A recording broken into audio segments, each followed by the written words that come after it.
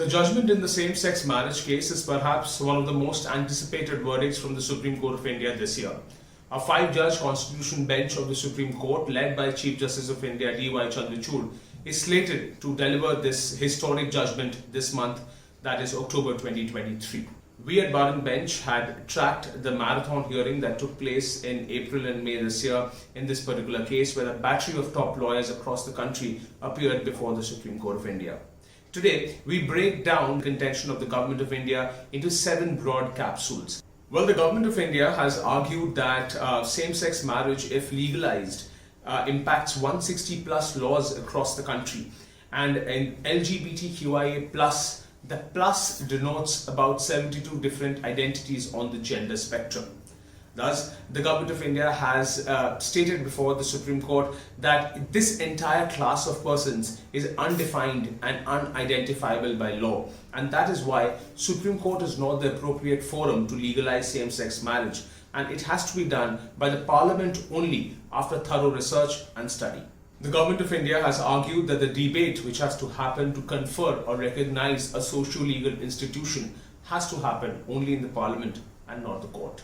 The central government has submitted that it will form a committee headed by the Cabinet Secretary to look into the issues and examine them which is being faced by the same-sex couples when they are in a cohabitatory relationship with the person of the same sex. Further, the central government has argued that marriage as an institution impacts childcare, alimony and stability in a family. Child welfare is something that the state has an interest in, and thereby it has an interest in the institution of marriage. Further, it has argued that children are only born through heterosexual unions, and thereby law must regulate the contours of marriage. The central government has argued that right to love, right to cohabit, right to choose a partner, or to right to have a sexual orientation is indeed a fundamental right. But there is no fundamental right to seek recognition of the relationship as a marital union or as a marriage. Well, lastly, on allowing same-sex marriages under the Special Marriage Act, the central government has argued that this particular legislation, that is the Special Marriage Act, is in relation to marriage and does not create the institution of marriage, and thus it is not discriminatory per se.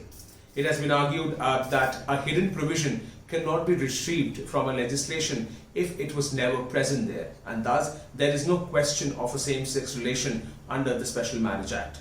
It has also been stated that if the Supreme Court of India changes or amends certain provisions of the Special Marriage Act to uphold the dignity of the LGBTQIA+ community, then it would act against the interest of the heterosexual couples. The central government has argued that heterosexual and non-heterosexual couples are a different class of people.